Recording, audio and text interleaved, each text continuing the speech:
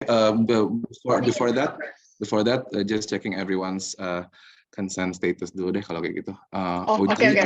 Okay. OG, are you Prime Minister to open the case or the opening government? All right. Just checking again. I'm audible, right?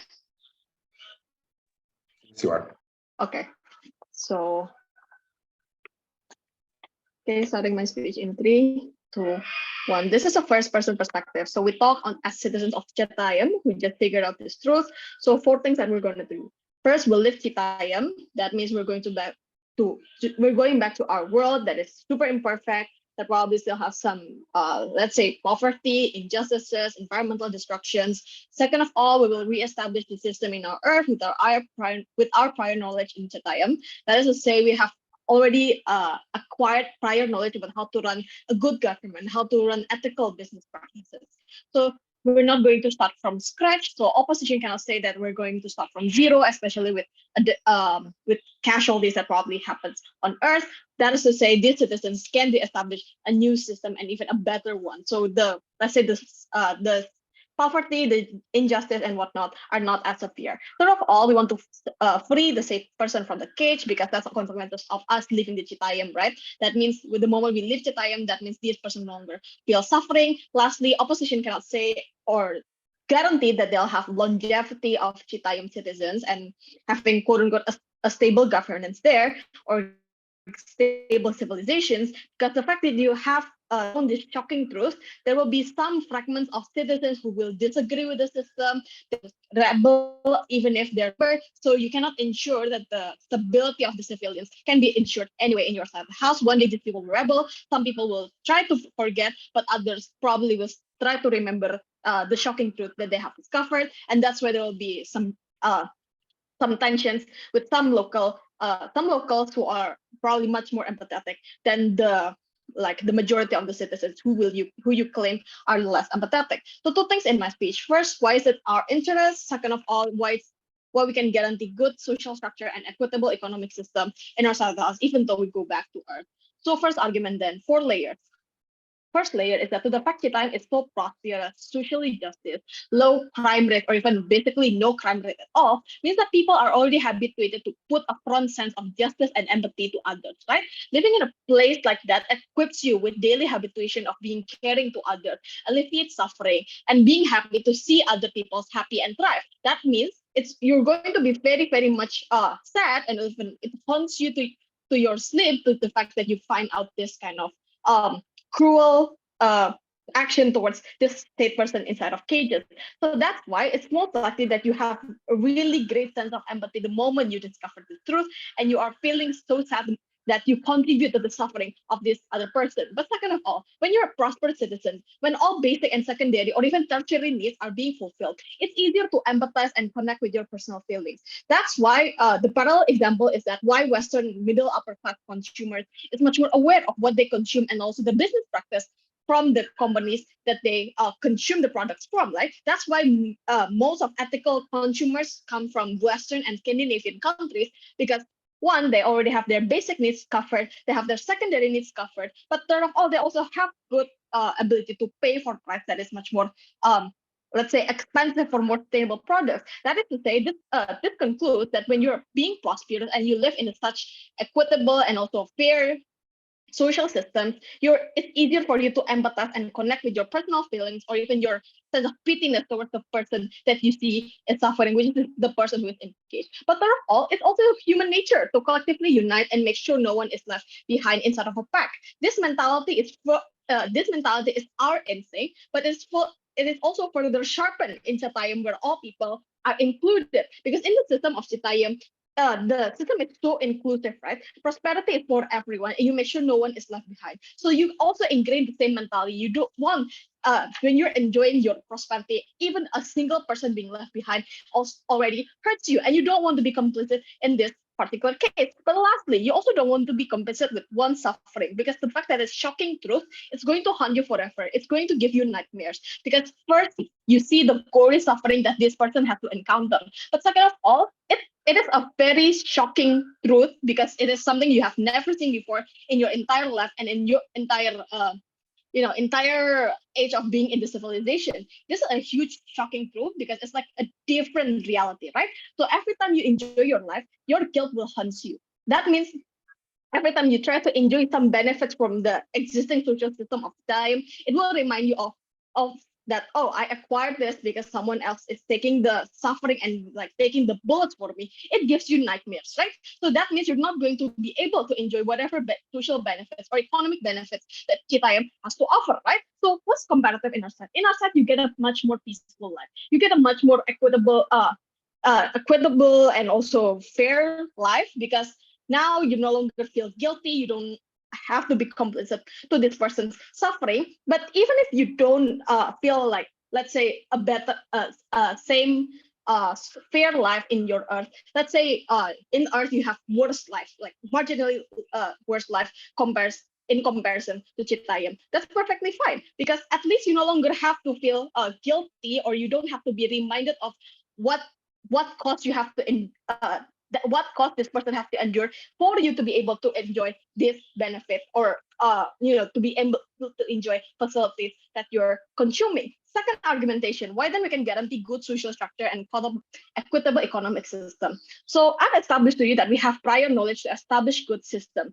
So at worst, poverty exists. It's a small scale, but second of all, even if it takes time for you to rebuild this system, probably it's not going to take for like hundreds of years. Probably it's just going to take 5 to 6 years for you to adjust with existing conditions of Earth, how to adjust with existing deforestations, for example, how to reform like a bad corrupt system, for example. But third of all, it's also much easier because now you have the mentality to no longer corrupt.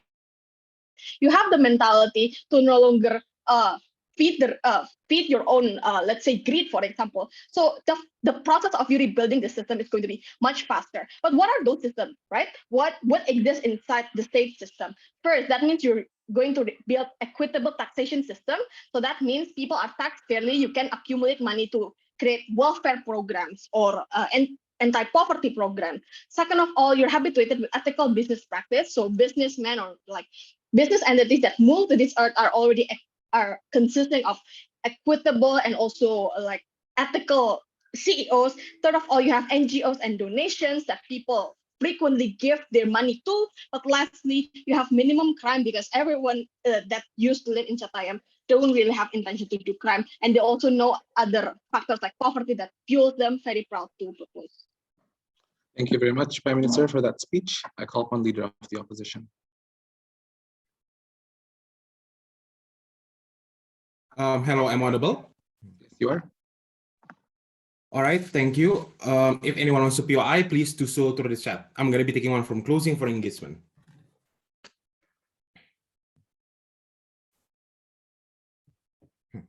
Setting up a timer first.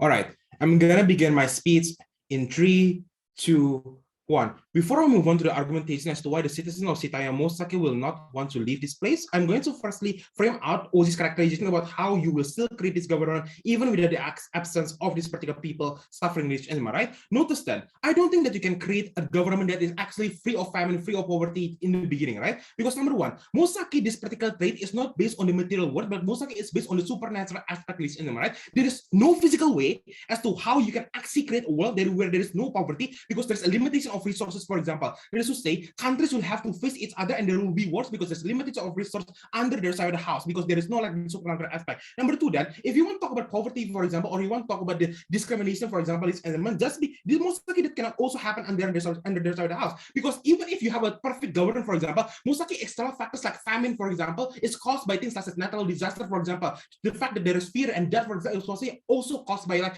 other things like the bencana or whatever. It is caused by other supernatural factors, for example, that you cannot necessarily unnecessary control, and the limitation of resources that I told you before is also something that you cannot control. What does this mean then? This means that the reason as to why that most likely this Citayem actually exists is not necessarily because of structure of government, but most likely because you may be traded with devil or something with this particular actor, which means you trade this particular person, for example, for you to be able to create maybe no natural disaster, for example. You create every single resources, or you create a factory that can actually establish every single one for every single human being, for example, right? Because that is the only way for you to make a utopic world free of any other externality. While in the real world, we are affected by, natural disaster and etc. and limitation of resources. Most likely you cannot actually have the utopia to begin with. So most likely the basis of this world is not based on good governance or like practical implications of taxation, but because of supernatural aspect that you cannot control and you can only have by the sacrificing these people. So the entirety of the second argument from OG already false. But now, why do we think that these people will not want to leave this place then? 4 frameworks. Like number 1, these people are very easy to avert their eyes and ignorant. Second, most likely the proximity of obligation is more to your family rather than this one specific person. 30, most likely the harm towards you or any other group most likely will outweigh the implication of suffering to one person. And 40, you think this Citayem as a necessity, not as something that is fundamental to your identity and to your life. Firstly, why do we think that people are not going to be ignorant, right? OG basically said, oh, you're going to be suffering with guilt, for example, is right? No, we don't think that this is going to be the case. Why is that so? Because number 1, notice that usually because you are not going to be the only one that's actually benefiting with this one particular suffering, for example, is right? That's to say that as insofar that it's a general society, for example, then the one that is actually going to benefit from the suffering is not you specifically as an individual, but society as a whole. That is to say then that you cannot just necessarily attribute this harm to your specific individual self, but insofar as other people is also like benefiting from this particular thing, then you can just say that, hey, other people is also benefiting from this, and then I'm also in the right because of what mentality, for example, and you can just justify this by saying that, oh, I can just follow other people and other people think that is justified, so I'm also in the right. But secondly, notice that in the real world we also benefit from other people suffering, for example, is right? The reason as to why we have cheap handphones, for example, or we have cheap laptops, because most likely there's like child factory workers working in China, for example, making these particular things for us to begin with. The reason as to why we use cars, for example, and we use air conditioner every day is most likely also at the cost of people literally, having their homes being swallowed by the sea, for example, and also global warming. But we ignore this at all, am I right? Because we are also always blinded by the fact that we have these luxuries, for example, and so far as we don't necessarily see the suffering going on in person, for example, and we do not see directly, and we do not know that person, for example, we mostly can just say, hey, this is justified because it also like contributes to my fundamental happiness.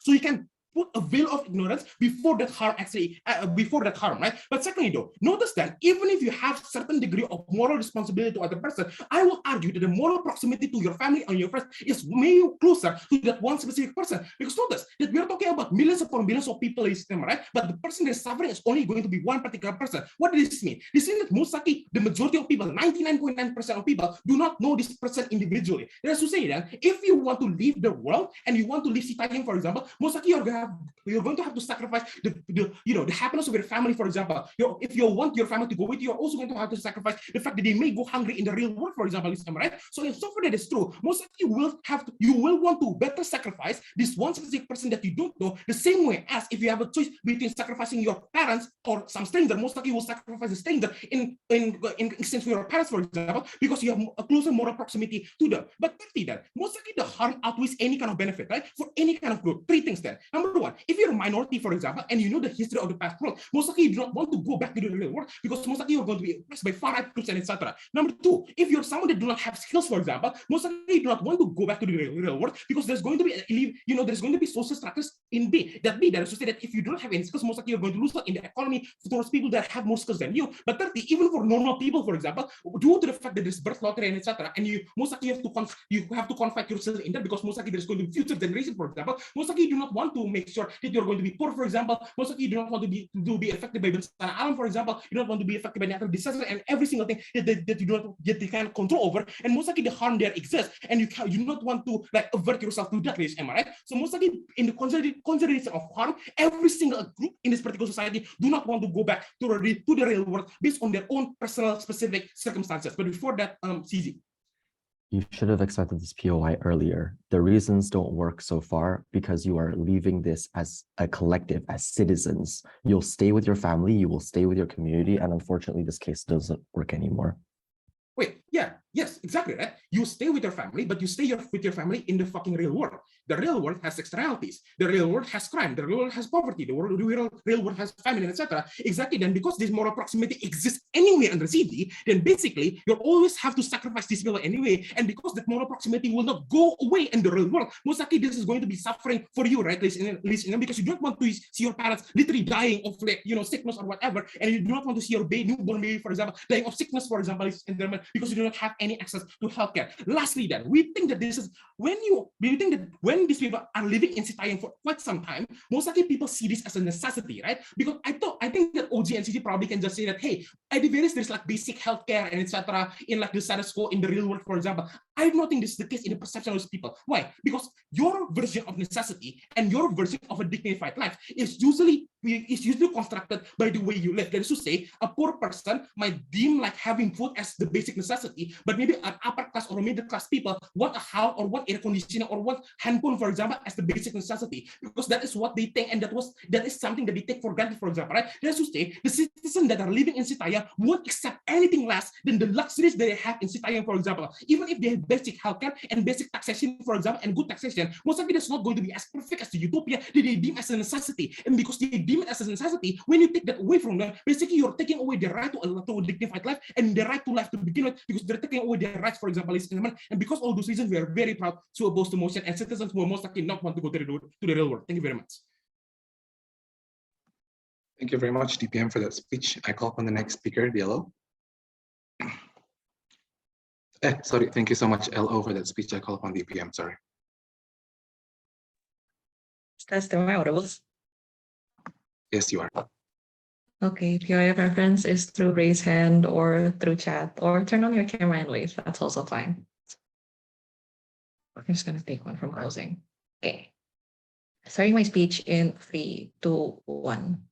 The wording of the motion necessitates that probably we're not talking about individuals, but we're talking about the citizens as a whole, or at the very least, the majority of them, right? As to say that probably you're not only going to be thinking of your own families. This will all go through a discussion. They're probably going to hold a public meeting in which they're going to try and strategize what the best movement is and what the reasoning for their movement is, right? So I think it's not enough for like OO's entire identity to be about mob mentality and thinking about your own family, because now that you have already experienced things like utopia, things like Citayem, and you've already seen what a proper structure is. How do you deal with crime? How do you deal with like bad like illnesses? How do you best allocate resources distributed to the people? Even if they do have like a natural abundance of resources there, at least they are now like prepared. They already practiced and they already went through years and years of experience of how to best like counter conflicts and so on and so forth, right? So understanding that, I don't think that people will be that selfish to that point, right? But other than that, I think that they won't be that scared because they already have like some sort of preparation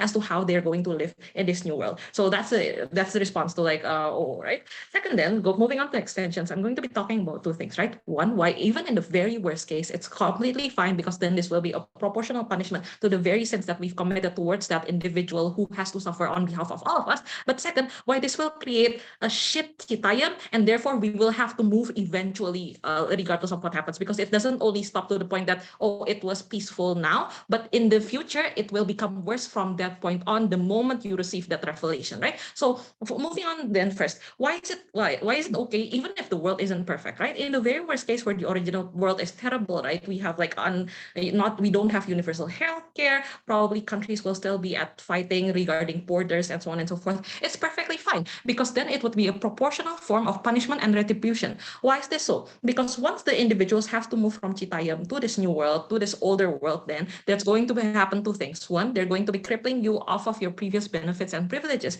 because this kid previously, they had no choice, right? The person who has sacrificed for everyone else, they had no access to basic needs. They were probably suffering daily. They had to suffer from like the hands of other people or some sort of deity that decided to punish this one individual then. So the people get to experience a fraction of what the people, what this kid individual has to go through, and therefore they get to understand why it was necessary to stop being complicit in the suffering of this kid. But second, you have dreams of what ifs because you already experienced what it was like to live in such a good Citayem. Probably the kid also has dreams and also has recollection of life outside of his cage, right? They already know what his life could have been. So basically, we're going to suffer the same way this kid did, and therefore it'll be proportional. But why is this also beneficial, right? We told you regarding how these people will experience guilt, right? Things like they will also complicit in the harm. They are questioning whether or not they're a good human being, and eventually it all comes down to the question of whether or not they deserve to live. Why is this beneficial to the people if they move to the new world? Because now they have to earn for a living, right? They have to vote for the proper political candidates. They have to contribute to community building. They have to build houses. They have to like create dams for the rivers and so on and so forth. They also have to not be ignorant of the horrors of lack of responsibility and other like atrocities that happen on earth, right? Because of this, you can cultivate a mindset that is truly their own and belongs to themselves and allows for better livelihood, right? This repairs the guilt on three ways. One, they now have a sense of pride because they know that everything they have in this new world will be something that they created on their own and is not a result of another kid suffering. But second, they have physical weariness, right? They are tired, they're pegel, and they need that kind of help, and they feel like they earned it, right? But three, they solemnly honor this kid, right? Because the long process for you to rebuild civilization on the older earth will be long enough of a process to remember the intentions and remember to honor the kid who has sacrificed so much for you, right? Because that's the only right thing to do. So on terms of proportional punishment, I think it only happens if you move to the new world. But second then, why this will create a worse Citayem in the future? As far as we're concerned, the fiat goes as far as three things. One, you probably have unlimited natural resources. Two, you have technological advancement. Three, you have complex but like proper laws ongoing, right? But that means that the welfare of the city depends on people's agreements and civility, right? As long as people have a consensus that they want peace, only then they are able to live peacefully in Citayem, right? But the thing is, once people have this shocking revelation, it is no longer guaranteed. Three reasons why. One, there will always be people who only care for the minority and are willing to stake their lives on it, right? That's the reason why we have environmentalists trying to do like eco-terrorism for the sake of nature and for the sake of children who don't even exist yet. Therefore, there will always be someone who's going to try to free the kid anyway, even at the risk of anyone else, right? So therefore, you are at a moment's risk of like having this entire civilization fall apart even without your consent. But second, that means that the discussions won't be civil, right? Because these people are privileged kids, right? They are rich kids already like being used to being pampered and so on and so forth. The moment they recognize that they are guilty and they are complicit to the harms that this one person has to face, they will be emotional, right? They no longer have the moral high ground to say that, oh, we're good people. They will feel guilty about it, and therefore the discussions will be super polarizing towards each other. People will try to point out at each other and call each other evil, or for example, they're all going to feel guilty and make everyone feel sad because they're also going to start crying and so on and so forth. So it's just going to be like an overall really bad environment to vibe in, right? But three, you're most likely going to create an authoritarian government, right? Probably there's going to be cracks in the peaceful society, and for the selfish people that like wants to live, they need to silence several people who wants to do who wants to free the kid, who wants to save the kid, and so on and so forth, right? So probably it will be like a very bad government, right? But sure, CO. Yeah, giving up Citayem might already give these people a sense of pride. What's the delta then on your side? Why is the addition necessary? The reason why we argued pride was because why then they will be able to live peacefully in this new world. Because the biggest concern coming from OO is regarding how this new world is complete shit, right? It's unlivable. So we already answered that concern. Probably no delta, but we answered why the survivability can also happen. But also, why is it bad then, right? If like this new like civilization has cracks, why Citayem from here on forth will only become worse? Because under what there's going to be unclear standards of what human morals might be, right? Because if you're okay and justifying harming individuals for personal gain, then what's the limit to that? Humans will eventually become even more greedy and something will shift, right? It's like after Eve tried the apple or like the fruit of wisdom, they become insatiable. So they're going to test the limits even more, right? To what extent does Citayem? They're probably going to try and sacrifice more people to this like deity that decides to take this one random individual to try and test if they can earn more riches and if they can become even more like prominent in this new Citayem, right? It's unclear who's going to be sacrificed in this new world, but then it's also still going to be worse. That's not the kind of world we want to live in. Vote OG. Thank you, DPM, for that speech. I call upon the yellow.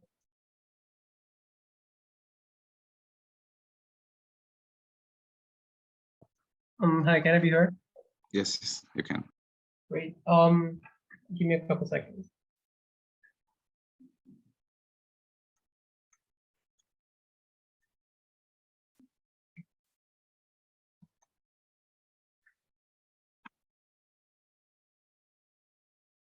Okay. POI through chat, taking one from clothing for engagement.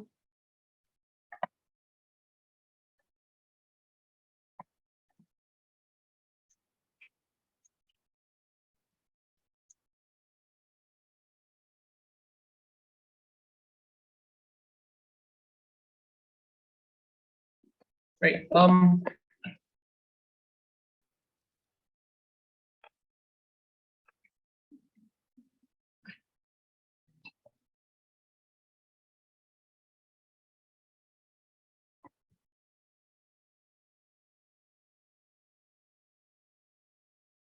Starting in 3, 2, 1. Judges, I know that there are implicit biases in Indonesia debating judging metric to say that privileged people are bad.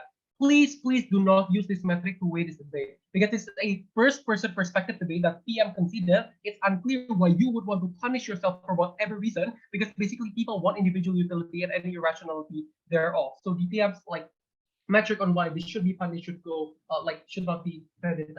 Two things in this speech. One, I'm going to talk about a couple of framing. Second, I'm going to talk about what do we actually want. We want security and good life. Why do we achieve that in Citayem? On framing, right? Two things. One, principles do not matter in this debate, insofar as no teams can prove or it's something that is beneficial in a utilitarian metric. This is because as an actor, your consideration on doing something is not always the most moral thing to do, but sometimes you also do irrational actions insofar as this brings you optimum utility. Complicity is uncomparative insofar as you hurt other people as well in the current world to get any forms of utility at all, even under God. Therefore, it's unclear why complicity will cause you to do anything. Then DPM said, this is a good punishment. This backflashes PM's argument of being a first-person perspective, because surely no one wants to be punished regardless of what they did. But even if you want to talk about guilt, surely this is still significantly better. This is a really important answer because of two reasons. A, the person who is going to be sacrificed under op is random. This will not target minorities or other underprivileged actors who will otherwise be the primary target of exploitation by the higher up under gov to maximize their utility, because they have less bargaining power, because they have less political capital, they have less voices, for example. So under both sides of the house, if it's true that people will be sacrificed to maximize individual utility, our side is better because it's going to be random. Like, that's generally why people say Thanos is right, rather than genocide against a particular specific demography. And B, one person means that the attribution of guilt insofar as it's quantifiable will make people less complicit and it will not be dangerous. So even if you want to weigh the amount of guilt,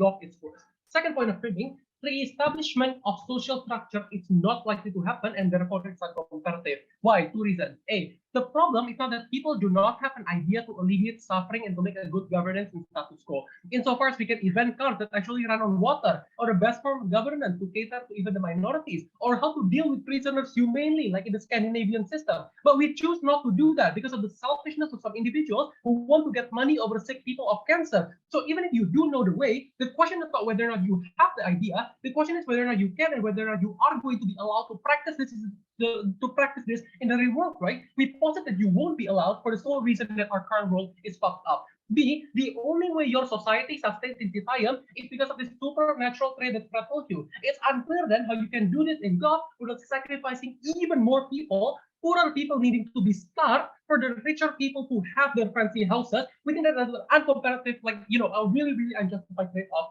under their side. So that's on framing golf case false. Second thing I want to talk about is what do we actually want, right? I'm gonna take closing. Whether random or targeted, you also is portraying a structural flaws. How do you justify a structural system sacrificing, even if random is a perfect system, structural flaw is symmetric?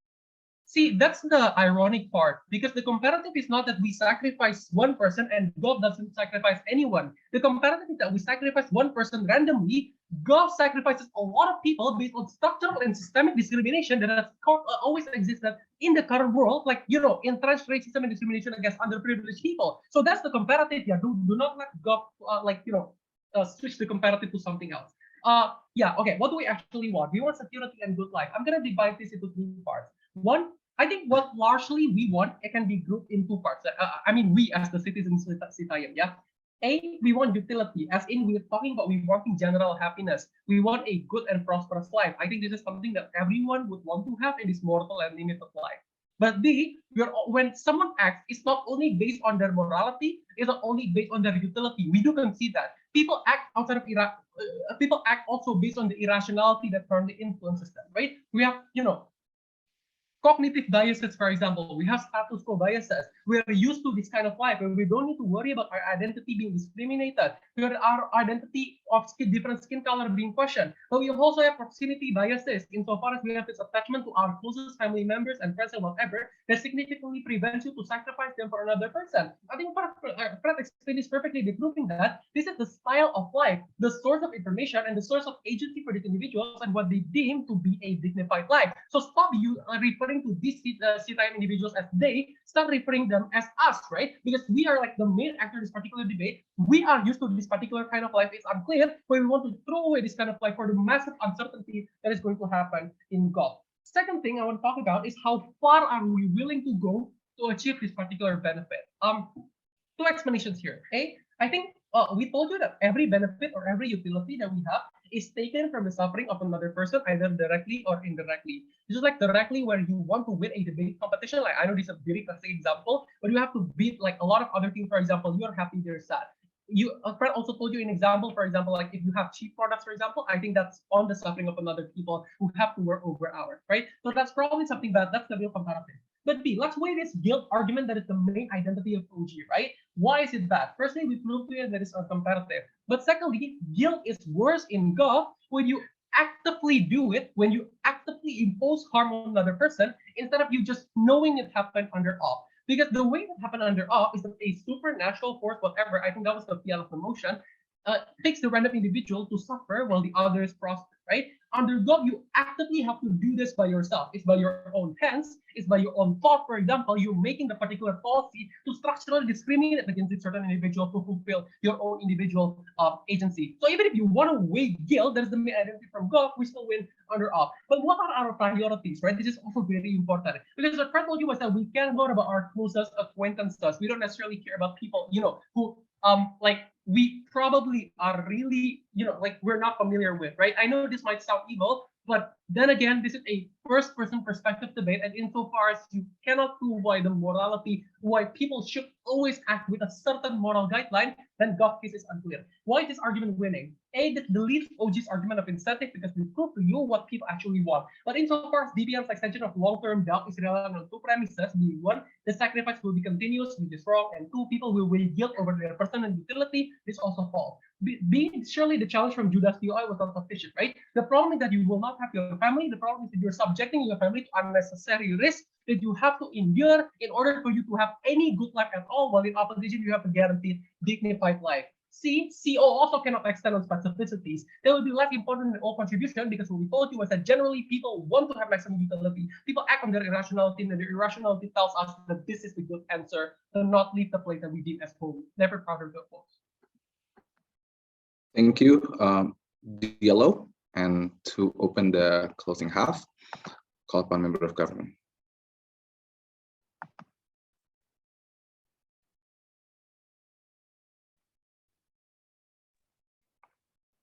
Great. So awesome to be in a room with such talented people. Judas! Okay, I'm sorry. I'm Judas because. Okay. POI through the chat, please. I will take one. Two. I'll take two. One from each bench, from all.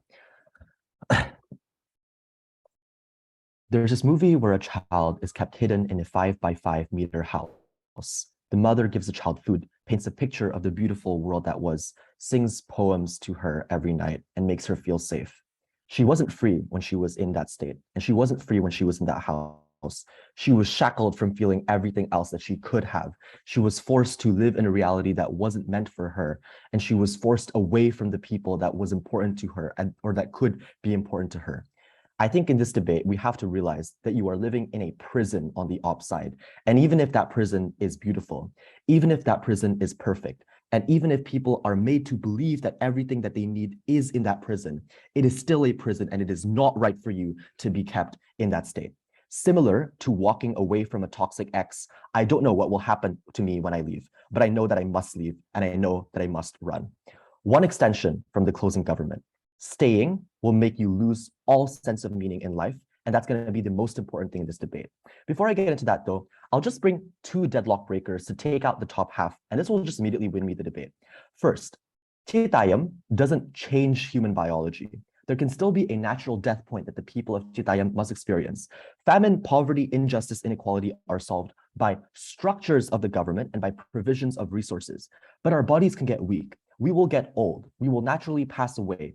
Your father will naturally pass away. Your grandparents will not be there with you anymore. You'll have to build up your own family as well. So the four assertions from LO don't work because you can still lose them on the opposite side of the house, and you can still not gain that sense of like completion of your family on the op side. So that's the first thing. And I think a lot of the assumptions from the opposition just clearly miss the debate. But OG also missed the debate, secondly, because not everyone has a moral conscience. Some people are psychotic. Some people are selfish. Some people are very empathetic. OG take the info slide so literally by saying a shocking truth, which by the way is the only thing that the info slide says, right? This is a shocking truth. It doesn't mean, however, that it will shock you to the point of trauma, and it doesn't mean that it will be a uniform response from every single person. Because one, there is an assumption in opening government of a similar response from every single person. We can't determine that in this debate because there's still a human being. We all know as average reasonable voters what human beings are. But two, I also think this means that nation building is useless because having empathy isn't always true for everyone. And also, even if it was true for everyone, entering into a world where many people in the world that we live in right now don't have empathy, for example, probably doesn't work anymore. So that practical argument is out of the debate. That means that the most important argument in this debate is upon how you live your life on a comparative basis. We think that you would live in a much worse state on the op side, and that when you left, you would probably have felt something just like much better. And notably, none of us in this debate have like epistemic access in understanding what would happen when you walked away. So the most important thing in this debate is just determining whether there is good enough reason to walk away. And we're going to show to you that in our extension. Stay makes you lose meaning. And I want to be very, very clear as to why this is important. Here's the premise of the argument.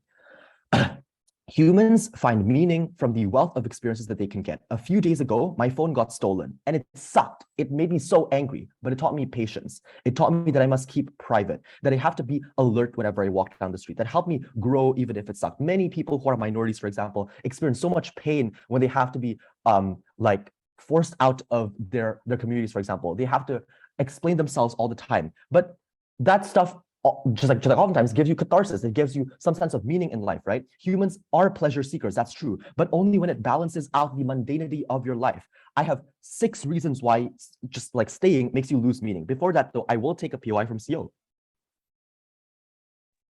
Yeah, so do you think people need to be poor in order for them to enjoy wealth?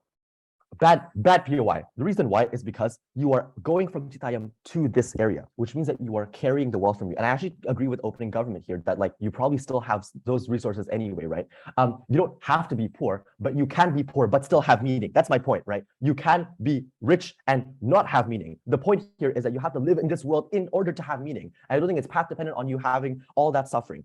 6 different reasons why staying makes you lose meaning. Firstly, it feels like a state of hallucination in this state. You are living in a constant heaven that it ends up becoming hell. You are hallucinated to believing that everything around you is good, that you don't know what is good or bad anymore. You don't have a comparative just like ability to know how to weigh things properly. You lose so much agency because you live in a constant treadmill. You just like much more so than our side of the house, right? Even if people enter into the corporate ladder, which you can say is probably a treadmill for the opposition whip, at least you reveal or just like you have happiness in the weekends, for example. You have happiness in like knowing your coworkers, for example. You can have happiness in like knowing that this job sucked, for example, but I can just like go on to a new job. You have hope, for example, on our side of the house. But 2, life just has no more thrill on the opposite side of the house. Life becomes mundane in the long term because you will feel so tired of everything being so perfect. You were given everything on a silver platter. That's why even the most privileged kids in the world, if they don't know how to learn anything, for example, they lose all sense of meaning. They lash out, they get angry when they are older, for example. They go on to drugs, they lose all sense of like a sense of living, for example, because you just don't want to live in this reality anymore. But thirdly, you lose a sense of purpose now because everything has been solved for you. Nothing can be done anymore. You have no more contribution to the society.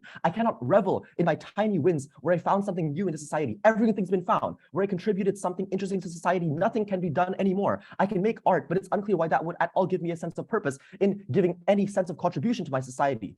Fourthly, you are now emotion constrained because famine, poverty, injustice, inequality has been solved. Every day is a constant cycle of a similar feeling. When you go into the real world comparatively, you experience the entirety of emotions. You can feel sad, you can feel angry, you can feel shocked, for example. You can feel many different things that you can actually like not get in this perfect heaven, right? This is me just giving the worst case scenario in the house. Even if it is the heaven, it will suck for you. But fifthly, okay, I led about 6. It's just like 5 reasons, right? The fifth one is that you don't develop sufficient skills to live life, right? I think this is like already been just like shown to you in my opening line for my extension, right? Because you're staying in a place that gives you everything, you probably don't have the ability to develop further as a human being. It's really bad. How should you weigh this in the debate? 3 ways. 1, everyone loses meaning by staying. This is true for everyone, much better than OG. This is absent your moral guilt, right? Even if you can be convinced that one's suffering is necessary for everyone's good, we still think that you're going to suffer in Citayem. 2, meaning is the most important argument. It is the pathway to getting everything else in this debate, in obtaining utility, in creating change in the world, as OG want to talk about. This is necessary to complete a lot of assumptions from the top half and necessary to talk about what the comparative debate is. Thirdly, we are willing to make the trade-off that maybe you suffer more in the real world, fine. But this is necessary because that is a prerequisite to getting meaning in life. There's a prerequisite to having thrill in life, to experience emotions, to feel a sense of purpose, for example. It lets you heal from the possible shock of someone suffering because you will maybe be shocked because you realize everyone is suffering. So you'll finally feel a sense of purpose now. You finally have thrill in your life. And for all those reasons, for meaning, closing government. Okay, thank you very much, member of government. Next speaker, member of the opposition.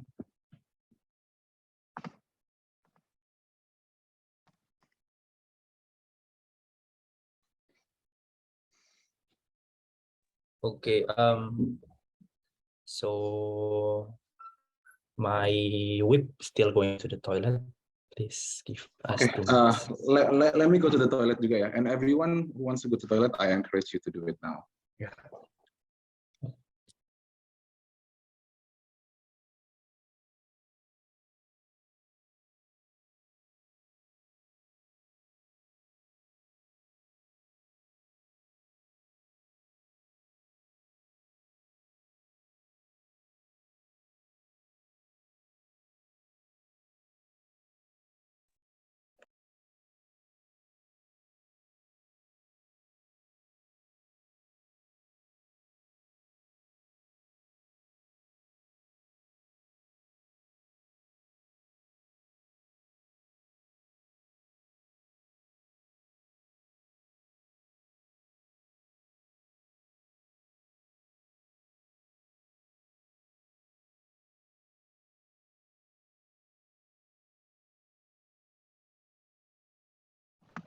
Okay, I'm back, by the way.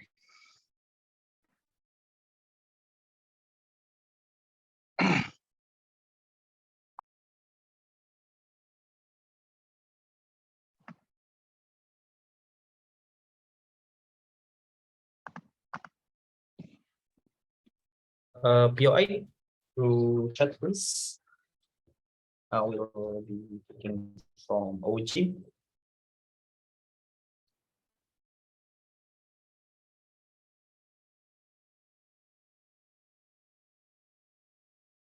Okay.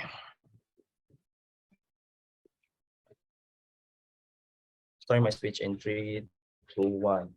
We're going to be the first team to illustrate how happiness, suffering, and utility of value within human being operates. By this one comprehensive topic, we're going to engage with the 3 other benches on 3 main topics. The first theme is on closing opposition. We're going to show how non-exclusive sense of happiness and value of life. Number 2, on the missing comparative on suffering in opening opposition, and number 3, the missing nuance on guilt in opening government. So on the value of happiness and the sense of meaning of life that CJ wants to mention, they mentioned 5 reasons, like losing agency, there is no wealth of experience, losing thrill, no skills development, and emotional constraint. But basically what they want to explain is you cannot appreciate the high of life if they never really experience the low of life, which we think that we can still respond this instead of closing opposition to explain how non-exclusive is. I think there are 4 responses. Number 1, the sense of purpose that you need to be contributive, you need to be always better day by day, is a product that is socially constructed. In the event in which people surrounding yourself doesn't have that same desire, it means that there is no push for you to be better day by day. It means you still can develop meaning by being mediocre and not doing anything. Number two, the fact that you need to be better happens when there is urgency and you get meaning of solving this urgent problem. But the fact that everything is already very nice, then there is nothing that you can solve, and that's already okay because you get the meaning on other experiences, which is my third response, which is you can still build a dynamic interaction with people around you. You can still have babies. You can still getting romantically attracted to different people day by day. Or you could probably get more hobbies that you can train yourself to. So these things are better in our side of the house because we can still have these pockets of experience that can still culminate. Number four, I think it's just offensive to say that you cannot appreciate having good families if you never be in bad families. I mean, I appreciate my family that is being nice to me, even despite the fact I don't have an experience with toxic families. So that just goes to show, like, even Scandinavian people that have never worked very hard in their life, they're happier than African kids because their value of life and their meaning of life is constructed not around this immediate emergency problem, but on just building interaction with people that can still exist in the self-closing opposition. This is how non-exclusive CG is. So let's talk about suffering in opening opposition that is not mechanized, my second part of my speech. I think the first point that we want to say is that we're going to flip the concept of suffering in GovBench that will exponentially decrease the harms of suffering, the start of closing opposition, and the intensity of pain for individual that closing opposition will do. Because the fundamental question that the other three benches never really recognize is how human experience happiness and pain. This is where it gets interesting. Pain is limited, but happiness is unlimited. Why so? Because for every pain that we as human beings feels, we build mental tolerance. Pain resumes, but it never exponentially gets worse. In encountering pain, we start to detach, desensitize, and manufacturing numbness to adapt with this constant amount of pain. That's why, often than not, our second heartbreak in romantic relationship is never more painful than the first one. When we trigger warning, losing family members, the second one never feels that much of heartbreaking in comparison to the first one because we build some degree of mental tolerance there.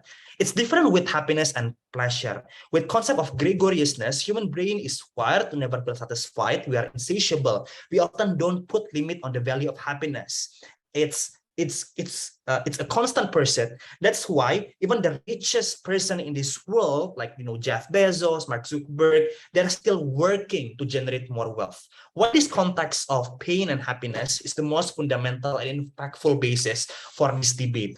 This means like the amount of suffering that this one sacrificed person is never gets exponentially worse day by day because we build mental tolerance. This person builds that numbness. However, if we go to the real world and we need to sacrifice other people, that is inevitable. It can be because we want to build and make and consume child labor produced handphones, or we want to do consume cosmetic product that requires animal testing, or if you want to consume pornographic content that oftentimes victimize women, the value of other suffering in this real world is always high at the bar of entry, and it's always exponential because for every new person enters these horrible industries in the world, it's their biggest and most intense pain. So suffering-wise, we actually reduce it in the closing opposition.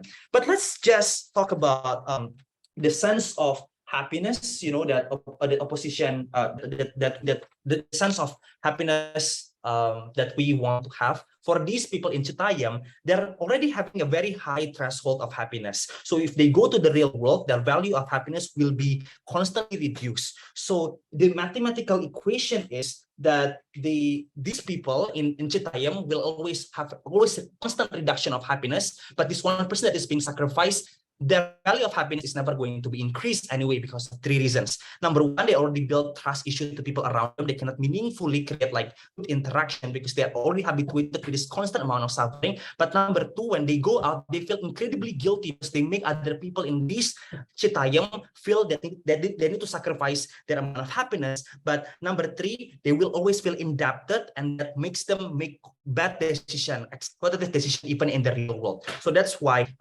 like mathematically speaking, like the happiness that we get is better, and the reduction of suffering that we get is also win in closing opposition. Next, let's talk about guilt. I think OG and O have a deadlock about the feeling of guilt, because OG mentions that guilt is always inevitable because you always sacrifice this one person. Opening opposition mentions that in real world you always need to sacrifice other people, then the guilt also exists. But what differentiates it? I think in the closing opposition, we're going to explain that the guilt that you need to take is by your constant agency and decision. I mean, I already mentioned, if you want to use skincare, cosmetic industry, you always need to sacrifice animal testing. Or if you want to build a new phone, you always need to sacrifice labor from Africa that built this battery. Or if you want to like consume entertainment industry, like going to World Cup, you always need to sacrifice the underpaid labor. These are the types of constant choice that you make by yourself, which increase the amount of guilt. Meanwhile, when you just stay in this Citayem, it is made by the system. It just happened that way since you were born. So you are not going to be feeling that guilt in terms of the intensity. Very proud of us. Okay, thank you very much, member of the opposition. Next, and to, okay, thank you, Orcom. And to close the debate and to close this amazing semi-final round, the opposition whip. Yeah, am I audible? Yes, you are. If anyone wants to POI, use the chat box. Yeah, no preferred pronoun, also trigger warning. There might be some mention of like painful experiences. Starting my speech in 3 to few point per point tiebreaker. Why then? Zodi's speech wasn't enough. Was enough to seal the deal for CO. First thing that I want to talk about is how do we deal with unlimited happiness, right?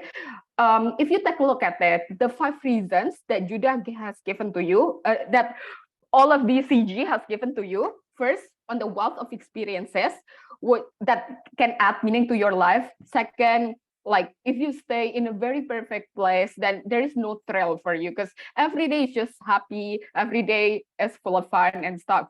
And 3, the emotional constraint, the lack of emotional range that you have.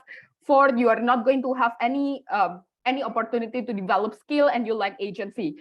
If you take a look at it, the three points that I've mentioned before are synonymous to each other, right? And if you try to conclude all of that, what CG is trying to prevent is that boredom. So therefore, they want to enrich your experience. When it comes to boredom, I think this has been sufficiently rebutted by Zudi that just like what they say, you don't erase human biology, right? You can still feel attraction. You can still feel the depth of experience. There is no explanation whatsoever on their side why then the depth of experience that you have to experience, that you have to feel, needs to be in contrast, right? Extreme happiness and extreme sadness. Moreover, they also said that, well, in Citayem, you would still feel the death of loved one and whatsoever. So there is some sort of range, there is some sort of wealth of experience that you can get on their side. There is no explanation at all why then the composition needs to be in the way that is so unpredictable for individual. I'm going to flip the reasoning. I'm going to give you the counterfactual. Why then the depth of your experience needs to be limited? It cannot be as unpredictable as the world that we have currently. First, because when you have like 50% happiness and 50% sadness throughout your life, that I think this eventually leads to 100% sadness or like 90% sadness, majority sadness.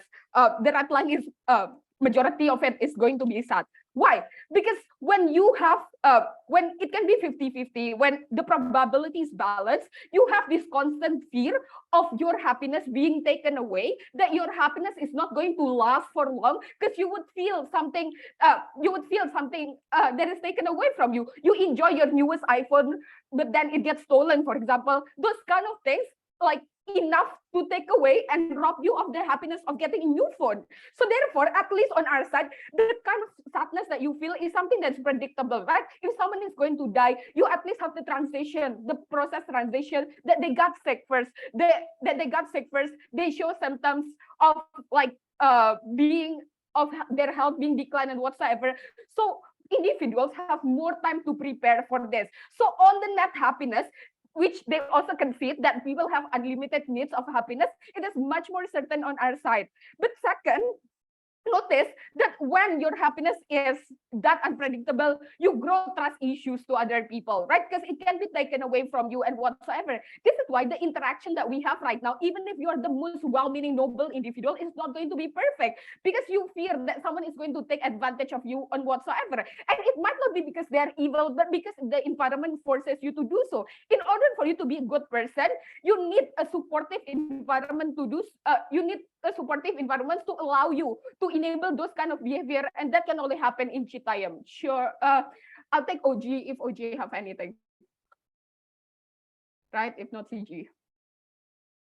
Human biology exists, but there's nothing you can do. There's a natural dying point, but people are probably assimilated into that belief, and life no longer has thrill. Deal with all of our other mechanisms, and your side of the house has happiness, but that has diminishing marginal returns.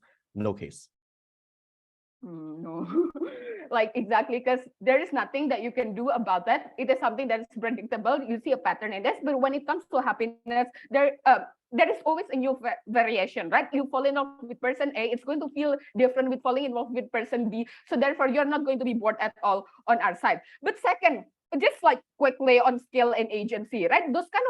Those two things are only a mean to an end, right? Just because you learn a skill doesn't mean you are going to master it at the end of your life. What are you going to do on their side if you're going to fail? Especially when there are a lot of externalities in your life, I don't think you're going to be happy on their side. But secondly, and the most importantly is this: how do we deal with pain? Because in the end, the opening clash on guilt hinge on how painful the pain that is felt by this one person, right? There is no response at all whatsoever from government side to the extension, talking about how this kid is probably desensitized. This case is probably desensitized because they have seen so many permutation of how much torture that can be given to them, right? So they have built the tolerance in itself. But when it comes to the pain that all of these people are going to feel on earth, they're going to feel on the normal world in itself, is something that is not predictable. Meaning a lot of the pain is something that they're going to feel for the first time. Things are not being able to eat because drought and whatsoever, right? Meaning people are not equipped to deal with this unintended consequence in itself. Sure, OO told you that there are things like natural disaster and whatsoever, but they never told you what it means to the tolerance of each person. Meaning that on our side, we told you that not only the amount of pain, but the intensity of pain is much more unbearable on our side because people feel things for the first time. But second, when it comes to pain, you cannot bet it on interaction, right? This kid unfortunately is tortured in one cage, right? But there is not going to be a surprise factor because they are the only one living there. But when it comes to Earth, if you feel something that is so painful in your life, like in the worst case scenario, I hope it doesn't happen, that I lost this round, for example. And I tell Zudi that I'm so upset that I lost this round. And he only said, well, it is what it is. It's going to add much more pain, right? When it comes to pain, interaction is the worst case that could happen. Because like, it might tamper with how much you are going to deal with the pain. It might tamper with the intensity of the pain that you are going to feel. At least when it comes to this kid, in a very isolated and controlled environment, you can predict the pain. There is not going to be a shock factor. But when it comes to a lot of people on Earth, they're going to feel a lot of pain. They don't know how to deal with it. So much more likely, this problem is going to transcend towards generation. Because when one person doesn't know how to deal with pain, they're going to like transfer it to someone else, and we don't want this to happen. Never brother to oppose. Okay, thank you very much, Upwhip, and thank you so much everyone for the debate. This is a sound round, so the judges are going to like deliberate in Oh, there's no deliberation room. Yeah. So and I think the judges are going to deliberate here. So if you're not one of the judges, please leave the breakout room. Thank you very much.